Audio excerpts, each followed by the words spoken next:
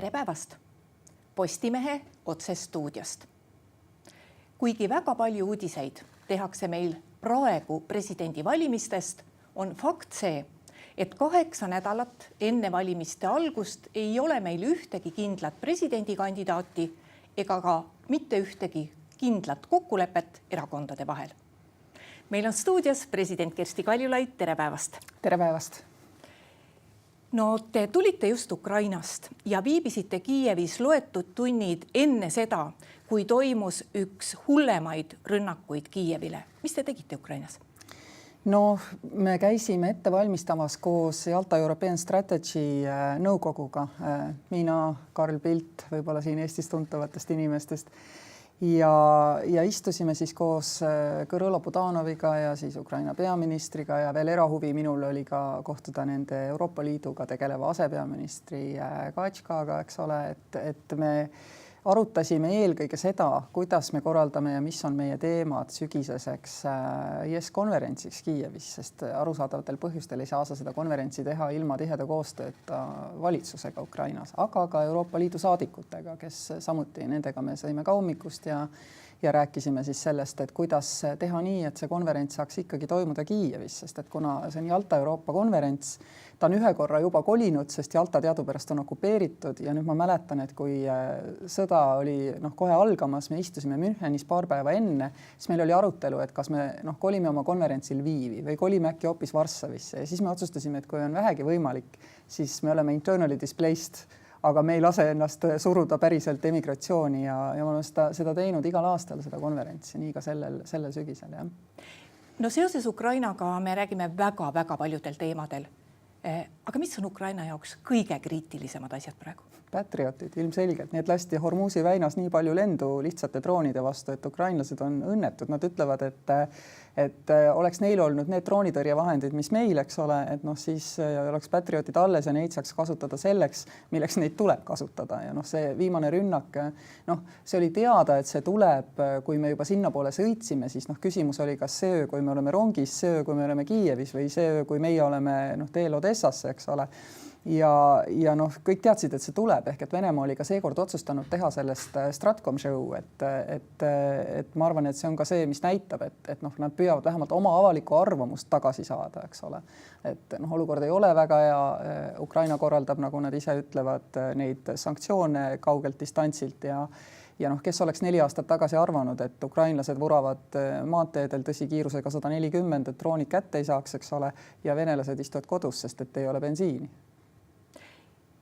Ukraina jaoks on paljuski olukord muutunud tõenäoliselt just seetõttu, et nad on selle sõja viinud uuele tasandile ja täna on meil olukord, kus Ukraina saab pakkuda maailmale, Euroopale eelkõige midagi vastu ka. Nad saavad pakkuda väga kõva sõjalist kompetentsi. Kui palju see ukrainlasi ise muutnud on? Üsna palju. Mina arvan, et see on olnud ukrainlastele ja ka nendele, kes Ukrainat toetavad, näiteks mulle sellise hea jutupunkti, et kuulge sõbrad Euroopas, et kas me võime riskida sellega, et Ukrainast saab ükskord Gruusia. Et me jätame nad nii kauaks ukse taha marineerima, kuni rahvas pettub. Pettunud rahvas on teadupärast venelaste strateegilisel kommunikatsioonile lihtne saak. Ühel hetkel on sul Ukrainas võimul jällegi võib-olla hoopis venemeelsemad jõud, kuigi see tundub täna käsitamatu, aga see tundus sama võimatu ka Gruusia puhul. Aga lõpuks ometi see niimoodi läks. Ja kujutage ette, kas te tahate, et selline militaarjõud siis tõesti on ühel hetkel kas 2 maailma vahel või teisel pool. Et tänasel päeval ei ole enam küsimus selles ainult, et kas Ukraina saab edaspidi olla osa Euroopa ühisturust ja areneda meiega koos ja kiiremini. Tänasel päeval on küsimus ka sellest, kas Euroopal on külje all, ütleme, tugev kaitsetööstus, mis töötab meie kõigi hüvanguks, võib-olla 800 000 armee, mida me küll peame ise rahastama, eks ole, tõenäoliselt, kes tegelikult seisab kogu Euroopa kaitsel, sest et kui Ukrainal on 800 000 hästi välja õpetatud ja valmis meest kogu aeg lippude all, siis on päris keeruline seda nii-öelda teist rinnet, mille eest siin palju on hoiatatud avada, eks ole, ilma et sind kohe tagumikust ammustatakse. Nii et ma nagu näen, et Euroopa tegelikult ei peaks arvama ja ka Euroopa rahvad peavad sellest aru saama ja poliitikud julgema öelda, et see on täna ka meile endale mitte ainult kasulik, vaid võib-olla isegi eluliselt oluline, et Ukraina ei satuks tagasi Venemaa mõjusfääri mitte kunagi, isegi kui see tundub täna käsitamatu. no kui president Zelenskõi oli mõned nädalad tagasi Tallinnas, siis ta pidas muu hulgas vajalikuks ka öelda, et me tahame, et nendel Euroopa Liiduga läbirääkimistel mitmed peatükid avatakse kohe ja avatakse juba sellel suvel. Ehk siis see hirm, et Euroopa teeb lihtsalt näo, et me räägime, aga päriselt edasi ei minda, et see hirm on olemas ja see tegelikult on võimalik.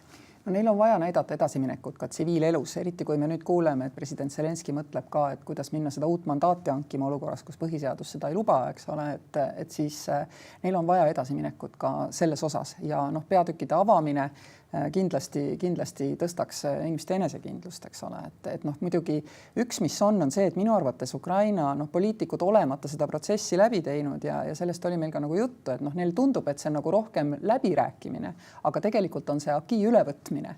Ehk et seal on seda läbirääkimiste kohta tegelikult nagu vähem, et sa pead oma majandusruumi kujundama selliseks, et Euroopa väikeettevõtted tunnevad ennast sinu turul investeerides ja kaubeldes turvaliselt, et see on see, mida sa pead tegelikult nagu tegema, eks ole. Ja see ei ole läbiräägitav. Need asjad tuleb lihtsalt ära teha. Ja ütleme, et ma näen küll, et valitsuses saadakse sellest üsna selgelt aru, aga inimeste hulgas on ikkagi üsna levinud arusaam see, et kuulge sõbrad, et mida te tüütate meid selle tehnilise sellise tühja asjadega, me sureme teie eest, mis on õige. Aga Euroopa Liit ei ole poliitiline, vaid majandusliit. Nii et see töö tuleb ka ära teha. Et see on veel üks suur selgitustöö, mis Ukraina inimestel endil ees seisab. Aga poliitikud minu meelest vähemalt valitsuse tasandil on aru saanud, et nii nagu ka meil omal ajal öeldi, me ei tee seda Brüsselile. Kui me tahame, et meil oleks välisinvesteeringuid, siis meil on seda nagunii vaja ja sellepärast me sellega ära teeme ja tegime. Ja ka see paradigma tuleb rahva hulgas hoida selline, et me teeme seda enda pärast, mitte Euroopa pärast. Räägime Eesti asjadest ka. Millise pilguga teie vaatate täna kõike seda, mis toimub meil presidendivalimistel? No mureliku pilguga, sest mina olen see esimene inimene, see katsejäänes, kes tuli läbi sellisest valimisprotsessis, kus poliitikud tegelikult ei suutnud kokku leppida ja siis kutsuti appi inimene väljast poolt, eks ole, ja paratamatult said sa kogu selle protsessi võib-olla keerukuse või arusaamatuse pahameelega ju esialgu enda kraesse, et sa pidid alustama mitte nullnivoolt, vaid negatiivselt nivoolt, kõigepealt veenma Eesti inimesi, et tõepoolest, et on olemas nii tehnilised oskused kui tahe Eesti rahvaga suhelda. Selleks läks, ma arvan, peaaegu et aasta aega. Loomulikult lõpetasin ka mina, nagu kõik Eesti presidendid, oma esimese mandaadi selle koha peale, et rahvas armastab sind ja kedagi teist rohkem ei armasta. Eesti rahvas armastab oma presidente, aga selleks tuleb teha väga-väga palju tööd. Ja kui sa alustad positsioonist, kus põhimõtteliselt rahvas arvab, et sa oled nagu impostor on ju tihtipeale, mis on aru saada, sest et kuigi minul ei olnud mingit rolli, mina tulin oma riigile appi, kui olukord oli muutunud piinlikuks, eks ole, aga loomulikult kogu selle protsessi olemus peegeldus ka selles, kuidas rahvas minusse esialgu suhtus. Ja vaadake, täna kõik teavad seda, et niimoodi see läheb. Samamoodi on Alar Karis natuke sellega pidanud võitlema. Ja nüüd on meil kaks varianti. Kas poliitikud respekteerivad seda, mida Jüri Adams ja teised nägid vaimusilmas ideaalse olukorrana. Ükskord 5 aasta tagant tuleb Eesti poliitika kokku ja näitab oma ühtsust. Ja sellisel juhul tuleb siis täna teha seda umbes niimoodi, et parlamendis siis fraktsioonid ja võib-olla vanematekogu räägivad omavahel läbi, põrgatavad ära, kes need inimesed võiksid nagu olla, et see protsess peaks praegu olema vaikselt käimas, vaikselt rõhutan, et selleks, et siis augustis pöörduda juba võib-olla konkreetse inimese poole, öelda, et meile tundub, et sinul on see kõige suurem toetus olemas.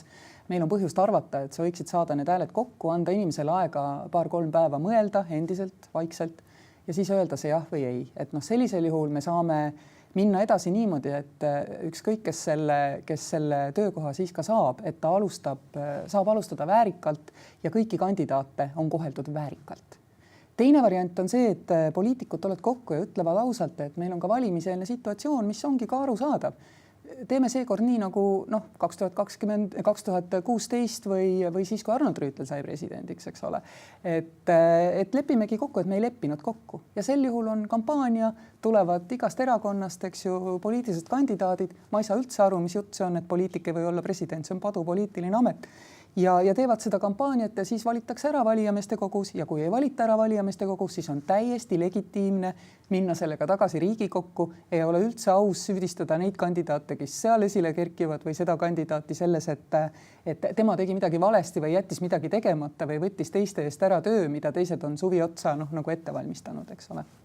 et noh, niisugust arusaama oleks rohkem vaja, et kumba rada me läheme ja vähemalt noh, protseduuriliselt meil ju rohkem variante ei ole ja selle asemel, et teha elu keeruliseks väga paljudel headel Eesti inimestel täna, eks ole, kelle nimedega siin iga päev mängitakse, et selle asemel tuleks vaadata, mida põhiseadus teha käseb ja ta käseb teha ühte neist või teist neist. Esimene viib valimiseni Riigikogus kõikide üksmeelse toetuse saatel ja teine meetod on siis avatud diskussioon, mis siis võib lõppeda siis valijameeste kogus valimisega. Võib ka mitte lõppeda, aga ka selle peale on põhiseaduse loojad mõelnud, et noh, siis tuleb küll poliitikutel ennast kokku võtta. Ja mõlemad need teed on ühteviisi legitiimsed, mõlemad need teed on arusaadavad, senikaua kuni see sõnumi seade on piisavalt selge. Valimised tulevad, kokkulepet ei ole, tuleb selline presidendivalimiste kampaania. Vastupidi, me tahame hoida presidendivalimised puutumatuna sellest teemast, eks ole, me püüame siin fraktsioonidega omavahel põrgatada, andke meile aega. Me tuleme välja selle inimesega siis, kui me tunneme, et me kõik oleme valmis, ta on rääkinud kõikide fraktsioonidega ja siis ütleme, et meie arvates on sellel inimesel hääled koos ja ka siis võivad nad olla või mitte olla, eks ole, me kunagi ju lõpuni ette ei tea, eks ole, aga siis on suurem tõenäosus teha see ikkagi ära mõistliku häälteenamusega, et ma ei näe kolmandat teed.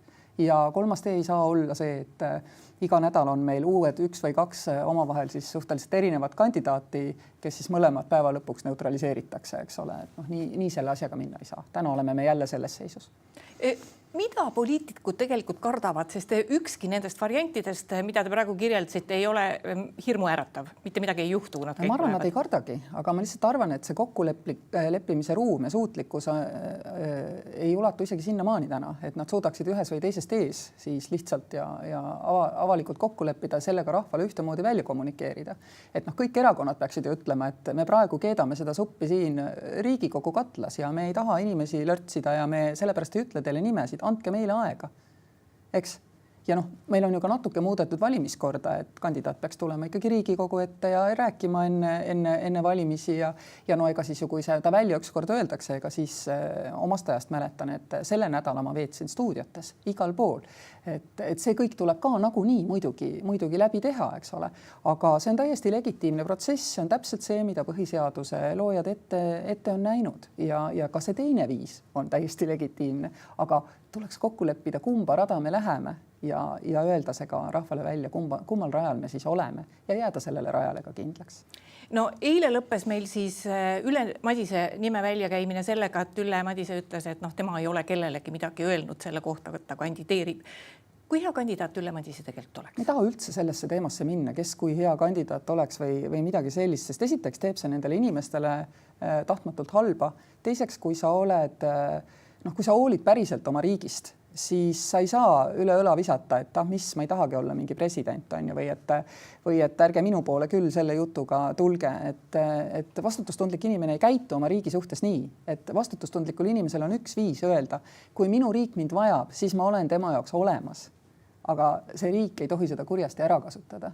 Ja see on see, mis täna tegelikult praegu toimub. Mitte keegi ei julge öelda, et kui minu riik mind vajab, siis ma olen tema jaoks olemas, sest siis muutub jututoon, siis on see, ta tahab saada presidendiks, las nüüd tuleb meie fraktsioonidesse ja siis me seda kõike vaatame, eks ole. Et noh, seda ei saa ükski inimene, kes Eesti riigist hoolib tegelikult päriselt endale mitte kuidagi pidi lubada täna. Ja kõik on kahvlis, kes Eesti riigist hoolivad. Ühtpidi tahaks olla oma riigi jaoks olemas, kui su riik sind kutsub. Teistpidi, niipea kui sa välja tuled, siis hakkab see, et nüüd me hakkame sind siis nagu teistpidi, eks ju, grillima siin on ju. Et sellepärast ma arvan, need 2 meetodit, mis ma kirjeldasin, on meie ainus tee. Kolmas on muuta põhiseaduse ja öelda, et nüüd on meil otsevalimised, ei ole seal Austrias ega Soomes midagi hullu juhtunud, sellepärast, et on otsevalimised ja mandaat presidendil on kitsavõitu. Saab hakkama küll, aga sellega vaata seekord tõesti ei jõua, nii et nüüd on teil ainult need 2 teed. No meil on ju palju palutud inimestel kirjeldada ja küsitud ka seda, et missugust presidenti Eesti vajab. No tegelikult on see põhiseaduses päris täpselt kirjas, mida president peab tegema. Ja üks hästi oluline asi, millest ka viimasel ajal palju räägitakse, on see, et president esindab oma riiki. Te olete selle läbi teinud, et kui lihtne on väikeriigi presidendil üldse sattuda nendesse foorumitesse, kus saab päriselt Eesti eest seista ja kus saab päriselt rääkida sellest, mida Eestile tarvis on, sest igale poole ju ei pääse. Minu meelest on lihtne. Pääseb küll, ja et asi on nii, väikeriigi president saab esimese kohtumise ex officio ja kõik ülejäänud ainult siis, kui oli tore.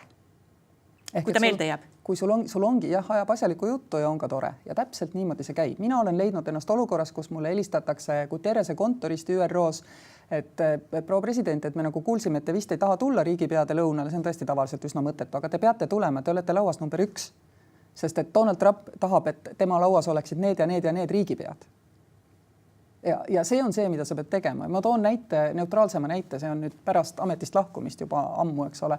Selle aasta veebruarikuus Müncheni konverentsil oli Atlantic Council korraldanud kohtumise kindral Grinkevitši ja siis eelmise tema ametikandjaga kindral Kavoliga. Kohal olid Läti-Leedu ministrid, Eestist ükski minister ei tahtnud tulla sinna, võib-olla ei saanud, ma ei tea, mis nad tegid sellel ajal, eks just kiiruga helistati nagu mulle, küsiti, et kuule, et kas sa nagu tuleksid, on ju. Ja ma ütlesin, muidugi ma tulen ja selle eest, et ma olin nõus kiiresti reageerima, sain ma istuda kindral Grinkevitši kõrval ja siis on sul jälle see võimalus, et sa saad olla tore. On ju. Loomulikult läks seal jutt nende multikategelaste peale ja siis, kui ma küsisin ta käest, et mis te arvate, kas mina olen rohkem Lilo või Stitch, ma ei ole seda multikat tegelikult kunagi näinud, siis oligi jälle Amigos Carasciente, et ma väga ise hindan neid tähelepanu avaldusi, mida ma olen saanud pärast ametist lahkumist, et ma olen väga liigutatud sellest, et presidendid Macron ja Steinmeier aastaid pärast ametist lahkumist tulid ja ma olen saanud nende riikide käest tunnustuse. Need on ainsad medalid, millest ma päriselt pean, sest need ei ole ex officio. Ja see on see, mis on sinu töö. Et minu sõprus Frank-Walter Steinmeieriga algas sellest, et me olime Raialuse miitingul ja ta vaatas oma nõutu öökulli pilguga ringi sellepärast, et ta ei saanud aru, mis ta seal on ja mis me seal teeme. Sest Malta president oli kutsunud meile rääkima ühe kommunistlike kalduvustega majandusprofessori ja siis ma nägin, et ta on nagu väga lost ja siis ma küsisin, et härra Steinmeier, et kas teil on varem kommunistliku partei manifesti ette loetud? No ja ongi, sa saad inimesega nagu kohe jutule, eks ole, ja need asjad jäävad ja see on see, mida sa pead tegema, kui sa oled väike riigi president, et sina oled see, sa ei ole demandöör, sa ei tohi lipitseda, muide Donald Trump ei salli pugejaid, ma olen näinud, kuidas ta ühe sellise paika pani. Et sa ei tohi lipitseda, aga sa pead olema huvitav ja sinu jutus peab olema, ma praegu siin tõin naljakaid näiteid, ma ei saa ju sisusse minna, eks ole, aga sinu jutus peab olema mõte, mida nad ei ole enne kuulnud, aga tahaksid arendada. Ja see on nii lihtne, see ei ole keeruline, sõbrad. Aga see ei ole presidendi põhitöö. Presidendi põhitöö on kaitsta põhiseadust selle sättes ja mõttes ja julgeda seda teha. Sa ei saa hakata, kui keegi ründab meie põhiseaduse, näiteks vabaduse põhimõtteid, näiteks naiste õigusi, vähemuste õigusi. Sa ei saa olla vait. Sul ei ole seda õigust. Sa ei saa hakata rääkima, et ega osa inimesi ühiskonnas mõtlebki ju nii. Põhiseaduse loojad ei ole sulle andnud seda võimalust. Tänase päevani Jüri Adams vaatab, mida ütleb president, kui kõne all on meie väärtused ja meie põhiseaduses kirjeldatud vabadused. Ja see on sinu põhitöö. See välissuhtlus, see on ilus osa, aga põhitöö ja märksa keerulisem võib olla, see sõltub väga palju valitsusest, on põhiseadust kaitsta. Te ütlesite siin vestluses korduvalt, et kui riik vajab sind, siis sa lähed ja teed ja töötad oma riigi jaoks. Kui palju teie võtsite mõtlemiseks aega, kui omal ajal teil, ma ei tea, kas see oli 4 silma vestluses või telefonikõnena, öeldi, et te võiksite kandideerida Eesti presidendiks? No põhimõtteliselt 2 tundi, ma arvan. Rohkem ei antud, aga see kõik see protsess oli siiski väärikas, ma lubage meelde tuletada. See, et ütleme, ajakirjandus kippus ütlema, et see kõik on väga vale, mida tehakse, et see on arusaadav, sest et pikk protsess oli selja taga ja me ei olnud ka keegi ennast selles olukorras nagu leidnud. Aga see protsess oli väärikas. Riigikogu, vanematekogu, Eiki Nestori eestvedamisel ja muide seda ei saa eest vedada peaminister.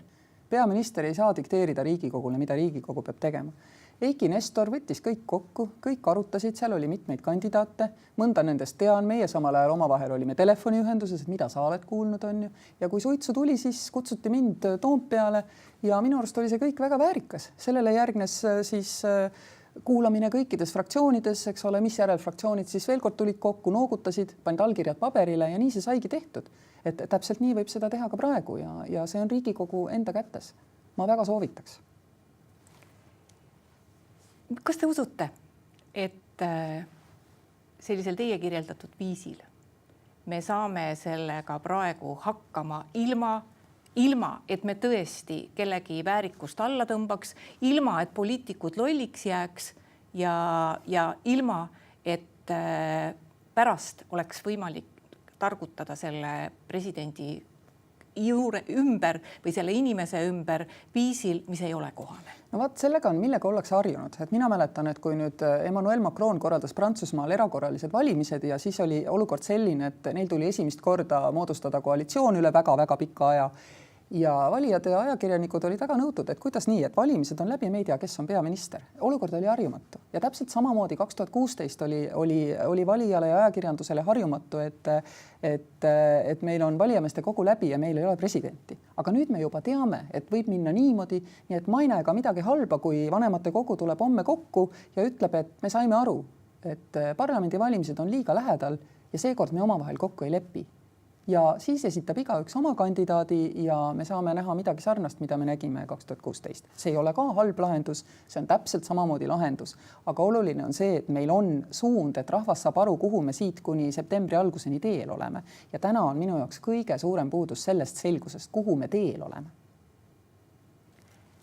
Ma küsiksin veel korraks ka natuke pikemat pilti selles mõttes, et me kõik teame, et see presidendivalimiste protseduur on meil seotud, kogu see protsess on seotud eelseisvate Riigikogu valimistega, seda ei ole salanud mitte keegi. Riigikogu valimistel oleks hea, no see lootus on iga kord, et oleks hea rääkida selgeks tõelised Eesti riigi jaoks tähtsad eksistentsiaalsed teemad. Mis on need asjad, mis on Eesti riigile päriselt täna tähtsad ja mis on need asjad, millest võib ju ka rääkida? 3 asja tegelikult ja ma ka enne vabariigi aastapäeva sellest ka kirjutasin. Esimene on see, et julgeolek tuleb tagada. Et selleks me vajame oma NB8 hästi tihedat koostööd, peame oma tööd ära tegema ja oleme hästi valvsad ja tähelepanelikud selles, mis see ümbritsev pilt teeb. Ja reageerimises sellele pildile peame me olema nagu üksmeelsed ja üksteise selja taga. Sõltumata täiesti sellest, kas sulle meeldib Markus Tsahkna või Kaja Kallas, sõbrad, maailmas ei huvita. Siin tuleb olla ühel meelel, ühel pildil. Midagi ei ole teha. Punkt 2. Eesti keel ja kultuur. Ma siiamaani päris täpselt ei saa aru sellest, miks ikkagi paljud kohalikud omavalitsused näiteks pakuvad võimalust üsna rahulikult. Kirjutavad ajalehti ja kodulehetki võivad olla kakskeelsed, et kuidas me aitame oma muukeelsel rahval kohaneda meie keeleruumiga, kui me samal ajal pakume neile mugavat alternatiivi. Ükski normaalne riik ei tee seda. Jah, ma võin minna Prantsusmaal maksuametisse, aga mul ei ole keegi garanteerinud, et minuga seal inglise keeles räägitakse. Pole varianti, dokumendid on prantsuskeelsed ja maksuameti kodulehel on väljamaalastele mõeldud sektsioon, väljamaalastele, mitte kodus, mitte nendele, kes seal elavad, eks ole, mis toimib ka inglise keeles, eks ole. Aga parim on siis valida üks kõige suurema rahvusvahelise suhtluse keel, mis selgelt ei ole vene keel, on inglise keel. Ehk et me peaks olema nagu hästi selged ja konkreetsed, et kogu avalik suhtlus selles riigis käib eesti keeles. Meil on ettevõtteid, kes ei tee enam ammu kakskeelset teavitust oma toodete kohta. Ma ei ole kuulnud, et neil läheks väga halvasti, kui päris aus olla. Et see on see, kus meil peab olema selgroog ja see ei ole diskrimineerimine. Vastupidi, see on segregatsiooni lõpetamine. Ja segregatsiooni lõpetamist nõudsid minu käest Narva noored emad, kui ma Narvas 6 aega olin. Ma tahan, et mu laps läheks eestikeelsesse kooli, mulle öeldakse, et ta on venelane, me ei võta teda siia, sest vanemad ei oska teda aidata. Nalja teete. Ehk et ma soovin edu Kristina Kallasele ja kõigile järgmistele haridusministritele nagu see asi kiiresti korda teha. Tulge vastu teisest keelest inimeste soovile, et nende lastes ei oleks segregatsiooniga probleemi. Ja 3. teema on sündivus. Ja seal ma olen püüdnud anda aeg-ajalt praktilisi näpunäiteid, et mida tegelikult üks tööl käiv ema ja Eestis on valdavalt tööl käivad emad, sest et ühe palgaga ei ole väga lihtne toime tulla. Mida üks tööl käiv ema ja tööl käiv isa, sest ma näen noorte pealt, et asi käib täna väga palju võrdsemalt see lastehooldus. Meie kontoris Kadriorus oli see Taavi Linnamäe, kes kell 5 läks lasteaeda ja nii oli. Ja tööandjad ei tohiks suhtuda halvasti ega vastupidi, tööandjatel peaks olema programm, et kui naine tuleb kodust või mees tuleb kodust tagasi tööle, siis kuidas aidata ta järele nendele, kes parasjagu ei saanud lapsi. Ja mulle veel väga meeldis üks mõte, mis oli sellest Taavorein Tereping, kes ütles, et pensionisüsteem peaks pigem toetama, kui et karistama neid ja ta tõi arvulise näite. Et kui inimene on lasteaiakasvataja ja tal ei ole lapsi, mis on siis tema pension ja kui inimene on kodus 5 lapsega, mis on siis tema pension. Kui me tahame, et asjad oleks teistpidi, siis me vajame ka siin, eks ju, ilmselt tasakaalu. Nii et rahulik arutelu ja mitte ideoloogiline on minu arust kõige võti siin. Kersti Kaljulaid, aitäh tulemast Postimehe saatesse. aitäh! Ja aitäh ka kõigile neile, kes meid täna vaatasid. Postimehe järgmised saated on eetris juba uuel nädalal. Seniks lugege uudiseid postimees.ee.